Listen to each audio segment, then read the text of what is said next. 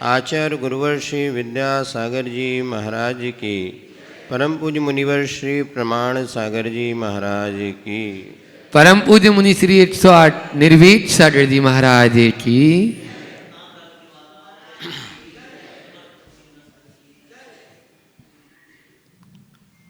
ये निश्चित है प्रसन्नता एक बहुत बड़ी औषध है। Happiness is the best tonic for health. जो व्यक्ति प्रसन्न रहता है उसको अन्य कोई औषधियों की विशेष आवश्यकता नहीं पड़ती। एक व्यवहारिक दृष्टिकोण से हम प्रसन्न रहते हैं। दूसरा एक आध्यात्मिक दृष्टिकोण होता है जो हमें दीर्घकालीन प्रसन्नता प्रदान करता है। किसी भी वस्तु का जब तक हमारे जीवन में मूल्यांकन नहीं होता तब तक वह वस्तु हमें प्राप्त करने की इच्छा भी नहीं होती। आचार्य श्री ने 2 दोहे लिखे हैं। वैसे तो बहुत सारे दोहों की रचना की, लेकिन ये 2 दोहे हमें अपने जीवन की वास्तविकता की ओर ले जाते हैं। जीवन समझो मोल है, ना समझो तो खेल। खेल खेल में युग गया, वही खिलाड़ी खेल। खेल सको तो खेल लो एक अनोखा खेल। आप खिलाड़ी आप ही बनो खिलौना खेल। प्रथम पंक्ति में कहा जीवन समझो मोल है, ना समझो तो खेल। जीवन हमें मिला है, इस जीवन का क्या उपयोग करना है, ये कितना मूल्यवान है, इस बात को हमें समझना पड़ेगा। ये मनुष्य जीवन जो मिला है हमें आत्म कल्याण के लिए मिला है। 4 गतियां हैं। 4 गतियों में एक मनुष्य गति ही ऐसी गति है जहाँ पर कि आत्म कल्याण के लिए संपूर्ण पुरुषार्थ किया जा सकता है। नरक गति में कोई संभावना नहीं। देव गति में विषय भोग की प्रचुरता। त्रियंच गति में भी देश संयम ज़्यादा से ज़्यादा हो सकता है, किंतु मनुष्य गति एक ऐसी गति है जहाँ पर पूर्ण संयम को धारण करके और हम अपने आत्म कल्याण का मार्ग प्रशस्त करते हैं। जीवन समझो मोल है और ना समझो तो खेल। 12 भावना में आप एक बोधि दुर्लभ भावना पढ़ते हैं और ये पढ़ते नर काया को सुरपति तर से सो दुर्लभ प्राणी। इस मनुष्य काया को और उसके साथ जैन कुल मिलना और जैन कुल के साथ साथ ये रत्नत्रय की आराधना का अवसर हमें मिलना, ये बहुत दुर्लभ है। शेष वस्तुएं तो फिर भी मिल जाएंगी, सुदारा अरु लक्ष्मी पापी के भी। पैसा, संपत्ति, मकान, महल, परिवार, ये तो पापियों के भी हो जाता है, किंतु प्रभु भक्ति और रत्नत्रय की आराधना यह बहुत दुर्लभ है और अनमोल चीज है। ना समझो तो खेल। यदि हम समझ नहीं पाएंगे तो खेल खेल में युग गया, वही खिलाड़ी खेल। कितना जीवन व्यतीत हो गया, कितने बार मनुष्य बने, कोई गिनती नहीं। छैडाला में तो लिखा मुनिव्रत धार अनंत बार ग्रीवक उपजायो, अर्थात अनंत बार मुनि पद को धारण की तो अनंत बार तो मनुष्य बने होंगे। बिना मनुष्य बने तो मुनि नहीं बन सकते। और कितने भाव में हमने मुनि पद धारण किया, उसके बाद नहीं किया, कितना जीवन निकल गया। वही खिलाड़ी खेल। अर्थात हमने आज तक अपने जीवन में यदि सुख का साधन किसी को बनाया है तो पर को ही सुख का साधन बनाया है। पर के माध्यम से अपने जीवन को सुखी बनाने का प्रयास किया है, और उसी का ये परिणाम निकल रहा है कि आज तक हमें सच्चे आत्मिक सुख की उपलब्धि नहीं हुई। जैसे बच्चा होता है और खिलौना से वो खेलता है और अपने आप को सुखी मानता है, और यदि खिलौना टूट जाता है तो रोने लगता है। खेल खेल में जब खिलौना टूट जाता है, बालक रो देता है, ज्ञानी मुस्कुराता है। आत्मा की जोहरी को उसका कुछ खेद नहीं, कौन जन्म लेता है कौन मृत्यु पाता है। मंगलमय जीवन है राग देश मत घोलो, कौन हो कहाँ से आए उत्तर दो कुछ बोलो। हमारा इतिहास ये बताता है कि आज तक हमने पर कोई अपने जीवन में आनंद का साधन बनाया। फिर आचार्य महाराज कहते खेल सको तो खेल लो एक अनोखा खेल, आप खिलाड़ी आप ही बनो खिलौना। स्वयं खिलाड़ी बनो, स्वयं खिलौना बनो और स्वयं उसमें खेल खेलो। यदि आपको मनुष्य जीवन मिला है, इसमें यदि आप सच्चा सुख खोजना चाहते हो तो आपको भीतर ही मिलेगा, और जब आत्म तत्व की उपलब्धि आपको होगी तभी जीवन में शाश्वत सुख का संगीत सुनाई देगा। बस आज तक हमने जिन पर पदार्थों को सुख का साधन माना है, वास्तव में वहाँ पर सुख नहीं है। पूज्यपाद स्वामी लिखते हैं परः परस ततो दुख, पर तो पर ही है, इससे दुख ही मिलेगा। क्या कहा? परस परस तो दुख, पर पदार्थ पर ही रहेगा। हम उसमें कितना भी सुख खोजें किंतु सुख मिलने वाला नहीं। पर क्या हो गया? जहाँ देह अपनी नहीं तहाँ ना अपना कोई। कहाँ पर पढ़ा आपने ये? 12 भावना में। हमारे ख्याल से प्रत्येक व्यक्ति को ये 12 भावना बचपन से हमें पढ़ाई जाती है, राजा राणा छत्रपति। इसमें पंक्ति जहाँ देह अपनी नहीं तहाँ ना अपना कोई। जब शरीर भी अपना नहीं है, ये भी पर है। बताओ, शरीर से सुख ज़्यादा मिलता है कि दुख ज़्यादा मिलता है? शरीर से हमें सुख मिला, आज तक कितना सुख मिला बताओ? काना पौड़ा पड़ा हाथ यह चूसे तो रोवे, और फले अनंत जो धर्म ध्यान की भूमि विषे। काना पौड़ा माने क्या होता है? गन्ना होता है, उसकी एक आँख होती है गांठ, और वो उसमें कोई रस नहीं होता। यदि उस गांठ को कोई चूसता है ना तो उससे क्या निकलता है? रस नहीं मिलता, अपितु दांत और मसूड़े छिल जाते हैं। काना पौड़ा पड़ा हाथ यह चूसे तो रोवे। और यदि इसी शरीर को जब वो धर्म ध्यान की भूमि में से उस गांठ को अगर जब जमीन में बो दिया जाता है तो उससे रसदार गन्ना पैदा हो जाता है। तो जैसे गांठ को चूसने से रस नहीं मिलता किंतु गांठ को जमीन में बोने से रसदार गन्ना मिलता है, इसी प्रकार शरीर में कोई सार नहीं है।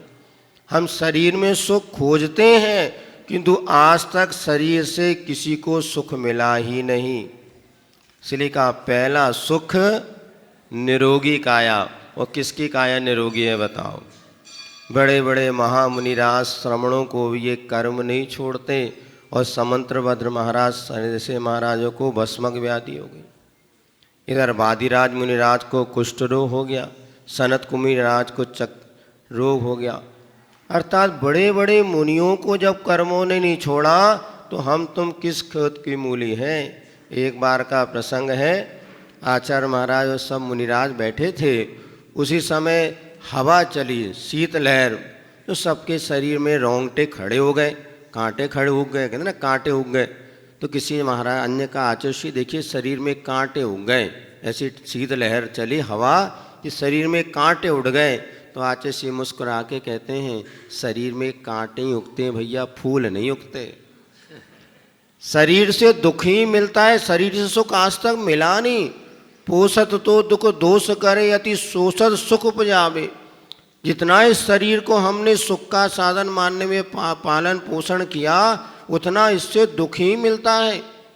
ये सबका अनुभव है कि भूख से कोई नहीं मरता, ज़्यादा खाने से ज़्यादा हम लोग मरते हैं। बीमारी की जड़ क्या है? आज जितने लोग बीमार यदि अपने शरीर से दुखी हैं, उनके लिए सबसे बढ़िया उपाय है शरीर को कंट्रोल में करो। पहली बात तो परहा परस तद दुख, ये पर है दुखी देखा, ये तो मान के चलो। स्वभाव ही आचारों की वाणी कभी गलत नहीं होती। अब हमारी अज्ञानता है, शरीर से हम सुख चाह रहे हैं, और कैसा सुख चाह रहे हैं कि जितना 24 घंटे में ज़्यादा से ज़्यादा समय अपन किसके लिए देते हैं? शरीर से सुख मिल जाए। आज नहीं कल मिलेगा, कल नहीं परसों मिलेगा, किंतु निस्दिन करे उपाय देह का रोग दशा फैली। निस्दिन हम उपाय करते हैं, और आप लोग नहीं, हम भी उपाय करते हैं। बताओ, आपसे ज़्यादा शरीर की सुरक्षा हम करते हैं कि आप करते? बताओ, जितना आप ध्यान देते ना, उससे ज़्यादा शरीर का ध्यान हम रखते हैं, क्योंकि हमें पता है ये गाड़ी थोड़ी सी भिनक गई तो पटरी से उतर जाएगी। आचार्य महाराज कहते हैं, देखो गाड़ी मेरी है, अच्छे से चलाना।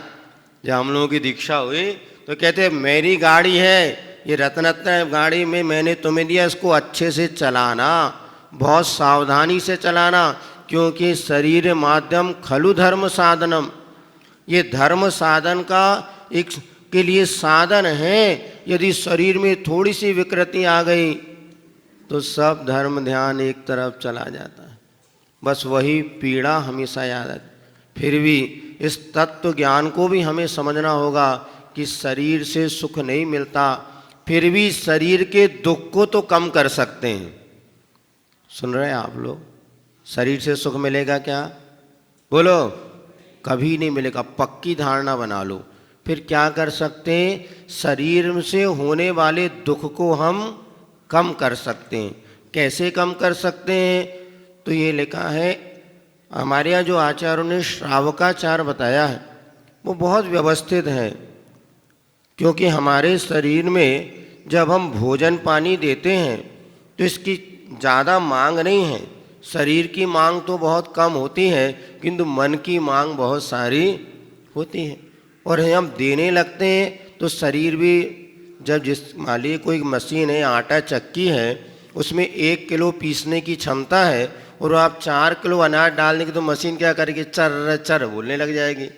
अब शरीर में क्षमता तो उतनी, और आपने ज़्यादा उसको भोजन पानी दे दिया, फिर क्या होता? ऊपर से निकलती है गैस, कहीं कमर दुख रही है, कहीं ये हो रहा है, कहीं पित्त भड़क रहा है, कहीं चक्कर आ रहा है। ये सब कारण ये कि मशीन की क्षमता से ज़्यादा हमने उसमें भोजन डाल दिया। इसलिए जिनकी 50 साल से ज़्यादा उम्र हो गई, अब शरीर तो और दुख का कारण बनेगा, क्योंकि युवावस्था में तो फिर भी मेहनत होती थी, खाते थे, पीते थे, दौड़ते थे, सब पच जाता था, किंतु अब वो क्षमता बची नहीं। तो फिर क्या हो गया? अब इसको भोजन कम देना शुरू करो। 24 घंटे में एक बार भोजन से काम चल सकता। और शाम को क्या करना? हल्का सा उकाली दे दी, अथवा मखाने थोड़ा बहुत हल्का फुल्का दे दिया। आप देखना, प्रैक्टिकल करके देखो, माल पसंद ना आए तो वापस। 100% गारंटेड दवाई है। जो आज अपने शरीर से तकलीफ पा रहे हैं, उनको लग रहा है मैं क्या करूं, कहीं शांति नहीं, बैठो तो शांति नहीं, डॉक्टर के पास जाओ तो शांति नहीं। डॉक्टर भी समझ रहे करेगा क्या बेचारा। सबसे ज़्यादा डॉक्टरों की कमेंट बुजुर्गों को लेके होती है, क्योंकि उनका इलाज होता नहीं और बिल बनता रहता है। दोनों चीज़। अब उनके पास सबसे बड़ा है कि आप भोजन पानी कम करो। अब मेहनत कम हो रही है तो आप शरीर को उतना ही पेट्रोल दो जितनी आवश्यकता है, और नहीं है तो वो गड़बड़ होगा। इसलिए डॉक्टर भी क्या करें? आप तो कहते हैं डॉक्टर साहब को दवाई तो दे ही दो। कुछ लोगों की धारणा बनी कि बिना दवाई के हम ठीक नहीं रहेंगे, तो भले एक गोली खा ले, लेकिन वो लगता हाँ अब गोली खा लिया ठीक नहीं। आप नहीं खाने से ज़्यादा स्वस्थ रहेंगे। और मन बना लीजिए कि हम एक बार भोजन करेंगे और शाम को हल्का फुल्का ले लेंगे। और जिससे बढ़िया और अच्छी दवाई चाहिए आपको, तो सप्ताह में एक उपवास करना शुरू कर दो। लंघनम त्रिदोष नाशनम, बात पित्त कफ तीनों दोष होते हैं, और ये एक दिन आप लंघन करेंगे उपवास करेंगे तो आप देखेंगे अपने आप आपको अनुभव होगा कि मेरा शरीर स्वस्थ हो रहा है। एक श्राविका हमारे पास, उन्होंने बताया लगभग 2007 की बात है। उसने बताया महाराज मैं इतनी बीमार रहती थी, कम से कम 15,000 रुपये महीने की दवाइयाँ तो मुझे खानी पड़ती थी। लेकिन ऐसे किसी महाराज के उपदेश को मैंने सुना और उस दिन से मैंने संकल्प कर लिया कि अब मुझे अष्टमी चतुर्थी 15 दिन में एक उपवास तो करना ही करना है। और तब से मैंने उपवास करना शुरू किया। आज 5 साल हो गए, मुझे 5 रुपए की भी दवाई नहीं खानी पड़ती और मेरे शरीर मुझे सुख का कारण बन रहा। जैसी पीड़ा पहले होती थी वैसी पीड़ा अब नहीं होती, क्योंकि समाधि मरणत उत्साह नाम दीपक नाम का एक ग्रंथ है, उसमें भी लिखा है कि अनशन रूपी अग्नि में सारे के सारे लोग जल करके भस्म हो जाते हैं और भस्म ना हो सके तीव्र कर्म के उदय से तो वो उतनी पीड़ा नहीं दे पाते जितने कि अज्ञान ये खाते पीते हमें पीड़ा देते। तो सबसे बढ़िया उपाय, गारंटी है आप मरेंगे नहीं। लोग डरते हैं अगर हमने उपवास कर लिए तो कल पता नहीं उठ पाएंगे कि नहीं उठ पाएंगे। नहीं, आप उठेंगे। अब पिछले प्रवचन में हमने बताया था आचार्य महाराज ने हमें उपवास कराया और तब हमने करना शुरू किया। तब हमें लगा कि इससे बढ़िया कोई दवाई नहीं। पहले डर लगता था कि हमारा मरण कैसे होगा, क्योंकि इतनी तकलीफ कई बार शरीर में होती है तो कोई उपाय ही समझ में नहीं आता। डॉक्टर्स के पास जाओ तो वो एक दवाई और फिर अगला टेस्ट और फिर और ये वो भी क्या करे। तो सबसे बढ़िया उपाय एक नीति है, खाना खाना ना खाना खा। जब मन बोले खाना ना खाना, खाना ना खाना, खाना ना खाना, तो क्या करना, ना खाना। मतलब खाऊं नहीं खाऊं, खाऊं नहीं खाऊं तो नहीं खाना। वो पाखाना जाना ना जाना, पाखाना जाना ना जाना तो जरूर जाना। पाखाना मैंने समझ गए आप, जिसको शौच क्रिया के लिए लैट्रिन के लिए जाना नहीं जाना तो जरूर जाना। और मन कहे खाना नहीं खाना तो बिल्कुल नहीं खाना। ये आप एक सूत्र नीति लिख लो। और हमने तो बिल्कुल इसको अपनाया कि खाना नहीं खाना। जब मन कहता है आज इच्छा नहीं है, अब क्या करें। समस्या ये है कि जब घर में रहते हैं तो घरवाली नहीं मानती और घरवाले को करना तो घरवाले नहीं मानते। दोनों हमारे पास महाराज हमारी तो बिल्कुल इच्छा नहीं थी, किंतु क्या करें, वो माने नहीं इसलिए खाना पड़ा। सब एक दूसरे पे टोपी पहना देते। अरे नहीं, आप करके देखना है, बहुत बढ़िया औषधि। आज आप लोग दुनिया में भटक रहे हैं कि कोई हमारे शरीर को स्वस्थ कर दे। शरीर सुख का साधन नहीं, बनेगा तो दुख का साधन। किंतु इतना समझ लेना, शरीर को जितना हम कंट्रोल करके चलेंगे उतना पोषत तो दुख दोष करे, शोषत सुख उपजावे। ये अनुभव हमने किया।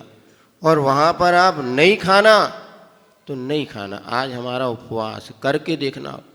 हमारे तो इतने संस्मरण ज़्यादा सुना देंगे तो आपको समय निकल जाएगा। नहीं कोई बात नहीं, लाइव जितना चलेगा चलेगा। बाकी तो अभी तो आपको जल्दी भूख तो नहीं लगी किसी को। हाँ तो ठीक है, वो तो अभी बहुत। लेकिन इसको समझना होगा कि आज हम यदि शरीर से कहीं दुखी हैं तो हमारी अज्ञानता के कारण। तो शरीर को जितना आप संयमित रखेंगे, अभी मन बना लिए गर्मी का समय तो हम पानी जल अकेला ले लेंगे, जल उपवास ये तो कर सकते हैं। एक दिन जल अकेला लेंगे या एक दिन आपको मात्र फल लेना है, कुछ भी अन्न नहीं लेना, जूस ले लो और ये ले लो। क्योंकि आज हम देख रहे हैं व्यक्ति सारे के सारे धर्म तो कर रहे हैं, क्योंकि शरीर अगर साथ नहीं देता तो धर्म में भी मन नहीं लगता। और दूसरा उपाय भगवान की भक्ति। जिनेंद्र भगवान की भक्ति भी हमारे अशुभ कर्मों के क्षय का कारण बनती है। एक तो खान पान का संयम और दूसरा है भगवान की भक्ति। आपने सुना होगा आचार्य पूज्यपाद स्वामी जी जो थे उनकी नेत्रों की ज्योति चली गई और उन्होंने बताते भगवान की भक्ति की न स्नेहा चरणम प्रयाण, और उनके नेत्रों की ज्योति वापस आ गई। जब मानतुंग महाराज के जीवन में कष्ट आया, भक्तांबर स्तोत्र की रचना की, और वो यद्यपि उनका उद्देश्य नहीं था मेरे शरीर के कष्ट दूर हो जाएं, क्योंकि जब कोई नहीं आता बड़े बाबा आते हैं और मेरे दुख के क्षणों में वो बड़े काम आते। तो भगवान हमारे कष्ट दूर नहीं करते और कर भी नहीं सकते। यदि भगवान के पास क्षमता होती ना कष्ट दूर करने की तो आजकल सबके कष्ट दूर हो जाते। क्योंकि भगवान तीर्थंकर वो ही बनते हैं जो दुनिया के दुख दूर हो ऐसी भावना बातें, तब तीर्थंकर प्रकृति का बंध, किंतु उनकी भावना से मात नहीं होता। भगवान हमारे कष्ट को दूर नहीं कर सकते। हाँ, भगवान की भक्ति जब हम करते हैं उससे जो हमारे परिणामों की निर्मलता होती है, उससे अशुभ कर्मों का क्षय होता है और हमारे जीवन में अनुकूलता बनती चली जाती है।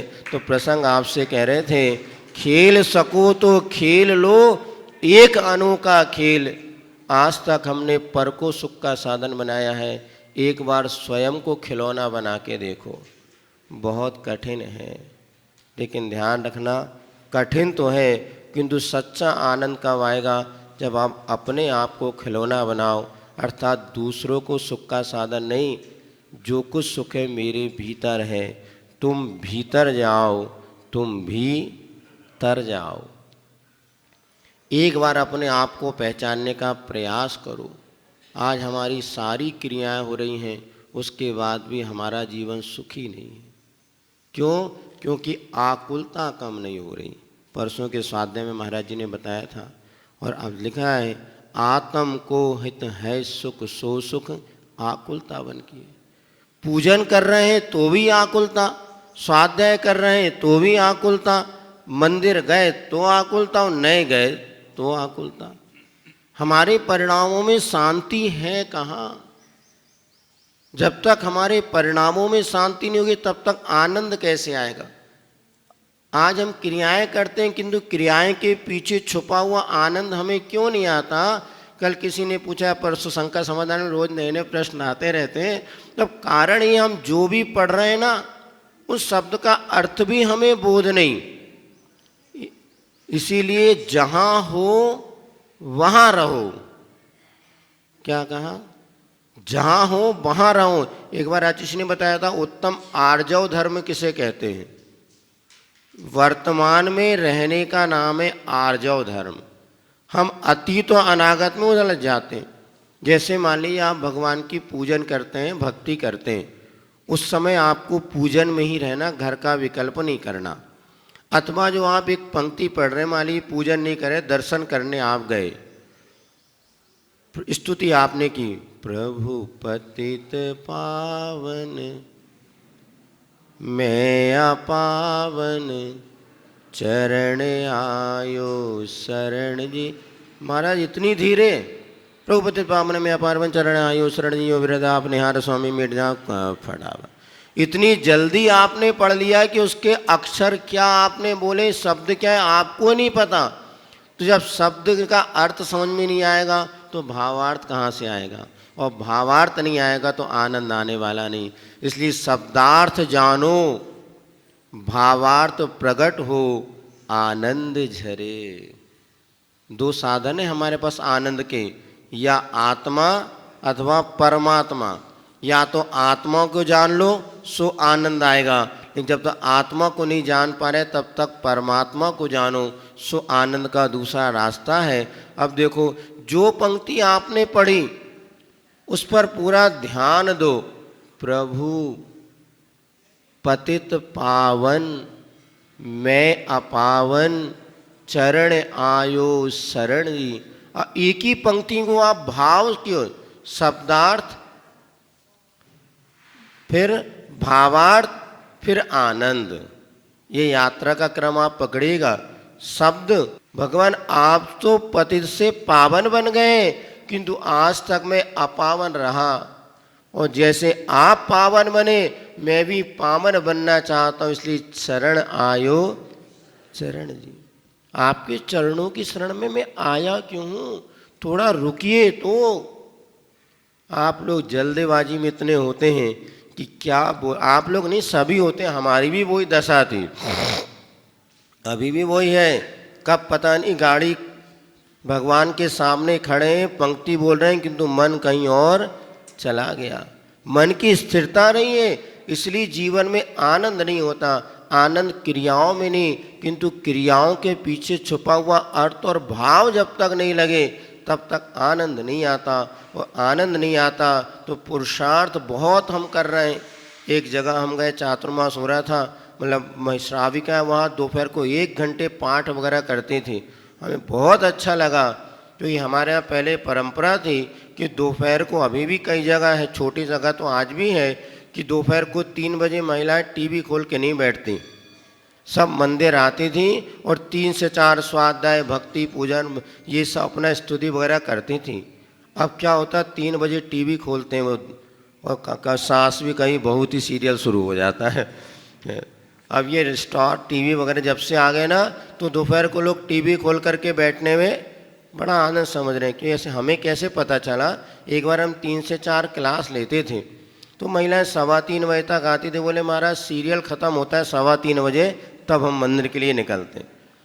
तो ये था, हमने देखा पाठ वगैरह करते थे। हमने पूछा आप लोगों को ये सबका अर्थ पता? बोले महाराज अर्थ नहीं पता, किंतु हम पढ़ते जरूर हैं। फिर हमने उनको बताया यदि आप अर्थ और लगाएंगे तो उसमें बड़ा आनंद आएगा। पाठम मात्र पाठ करने से आनंद नहीं आता, किंतु उसके पीछे छुपे हुए शब्दार्थ को हमें पकड़ना होगा। तो हमारा इतना ही आपसे कहना है कि शरीर को सुख का साधन है ही नहीं, तो ये फिर भी पर है, इससे एक सीमा तक हम सुख प्राप्त कर सकते हैं। स्थायी सुख अगर हमें चाहिए तो हमें अपने आप को खिलौना बनाना पड़ेगा, लेकिन गृहस्थ आश्रम में रहते हुए इतना सरल नहीं है।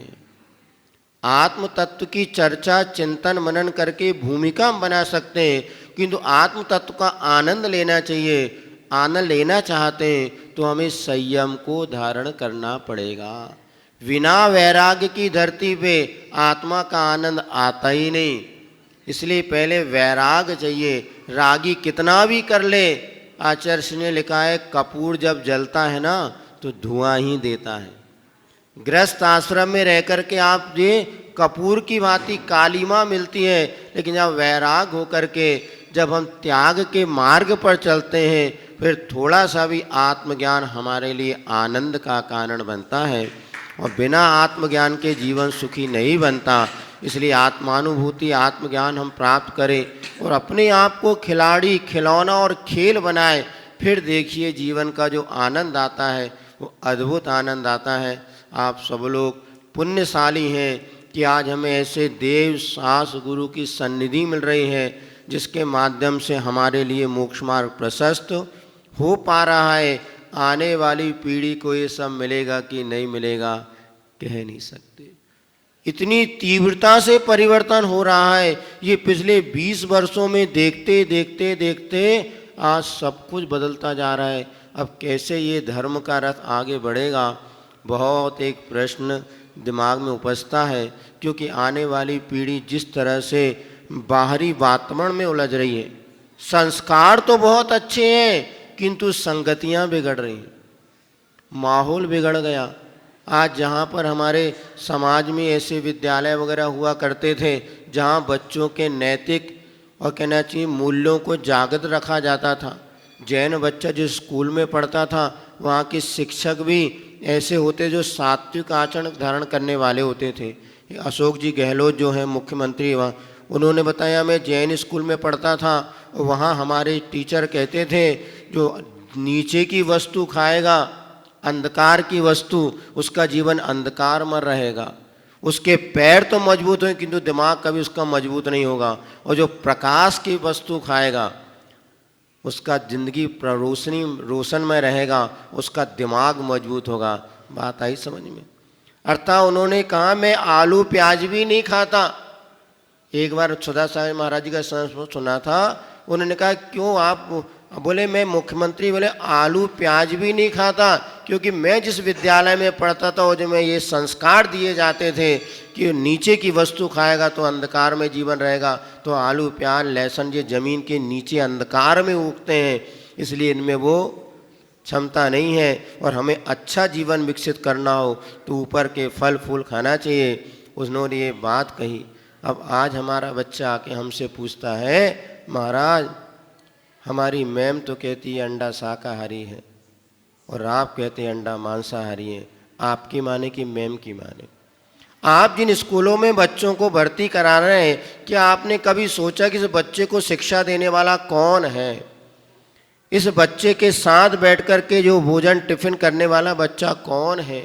हम इस बात को सोचे तो बैकवर्ड बातें, पुराने ज़माने की बातें। अब तो हमारा बच्चा वो स्कूल में पढ़ना चाहिए जहाँ पे बड़े बड़े नेता मेता इन सबके बच्चे पढ़ते हैं, भले वहाँ पर उसके खान पान विकृत हो जाए, भले उसके जीवन में वह संस्कार नष्ट हो जाए, लोग आके कहते हैं महाराज बच्चा बचपन में तो बहुत अच्छा था, अब पता नहीं क्या हो गया, बात ही नहीं मानता।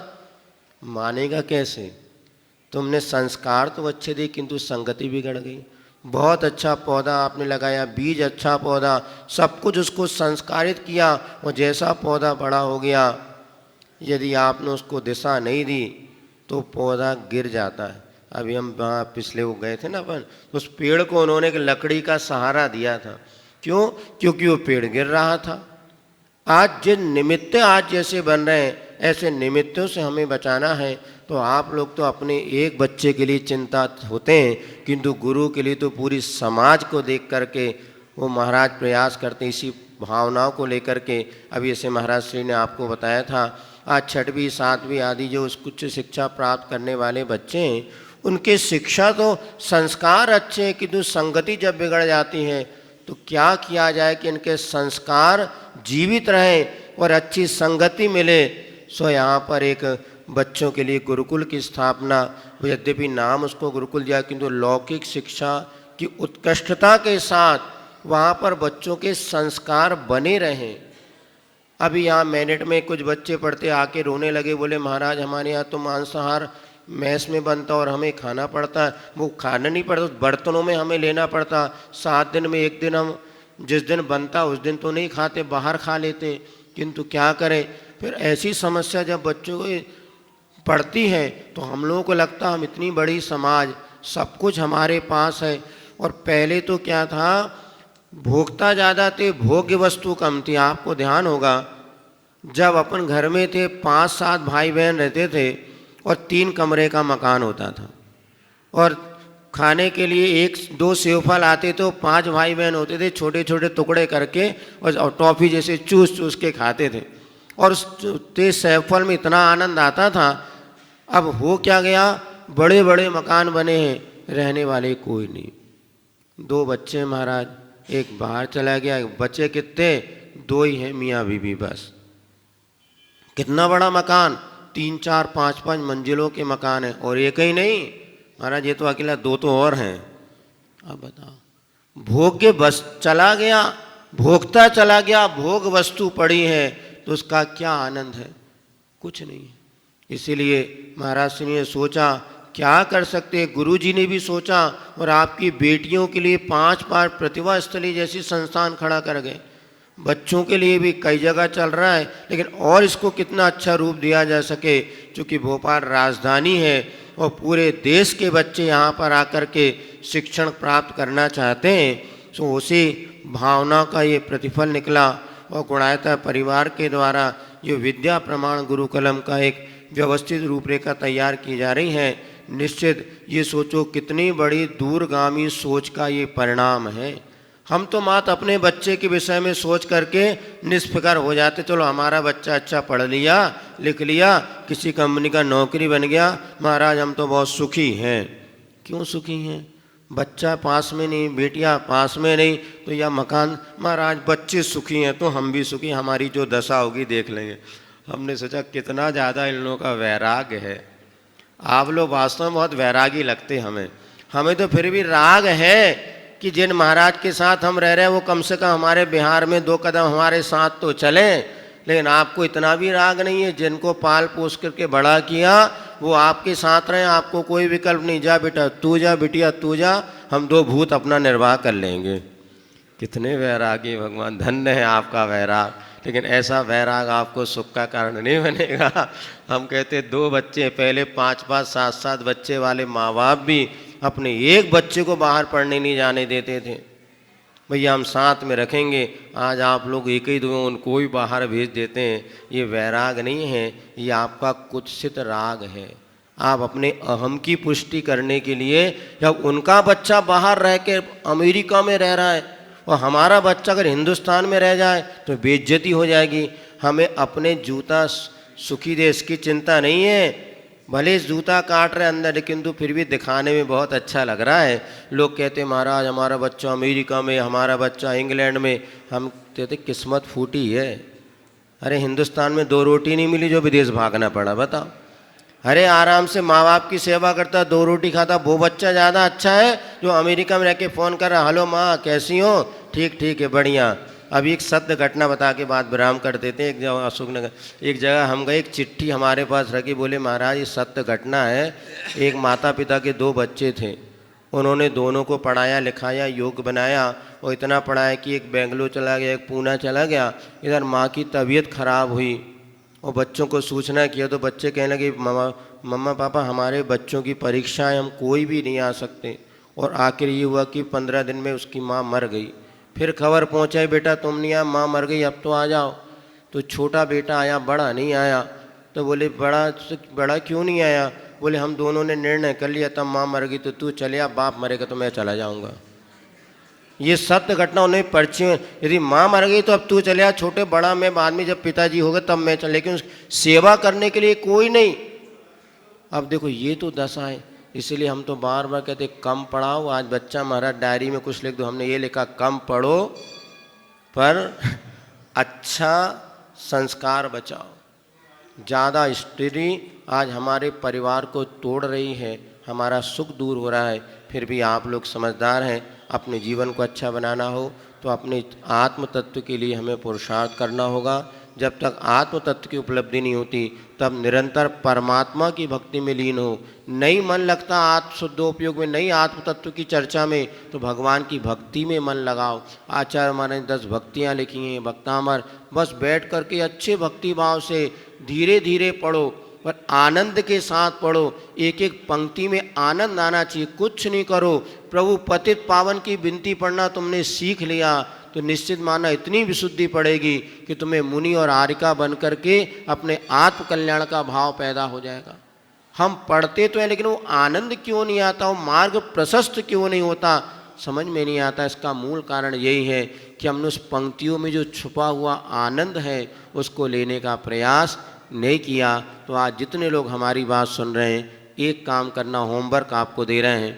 प्रभु पतित पावन की विनती सबको आती है, उसका अर्थ अपनी कॉपी में लिखो।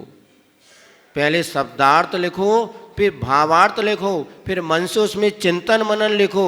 और जब भगवान के सामने जाओ, प्रभु धन्य घड़ियो धन्य दिवस यो ही, धन्य जन्म मेरो भयो। कैसे धन हुआ? अब ये एक पंक्ति में आपके भीतर से गदगद भाव होना चाहिए, आंखों से आंसू आ जाए, समझ लेना हमारी भक्ति सार्थक। आनंद रासु स्नपद बदनम, पूरी जिसमें लिखा है एक ही भाव स्तोत्र में, आंखों से आंसू आ रहे हैं, गद गद वाणी हो गई, भीतर से ऐसा उल्लसित हो रहा है, आज मेरा कितना सौभाग्य है, आज वीतरागी प्रभु के दर्शन मिले।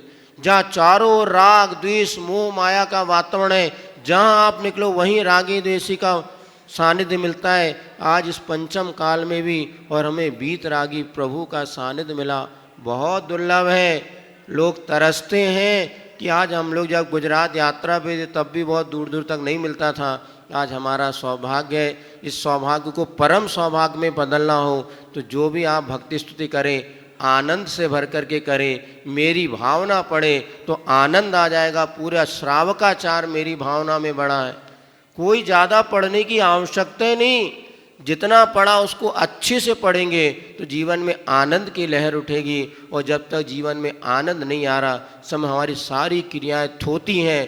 पूजन कर लो, स्वाध्याय कर लो, पाठ कर लो, आहार दे लो, कोई क्रिया में सार नहीं जब तक जीवन में आनंद उत्पन्न नहीं होता।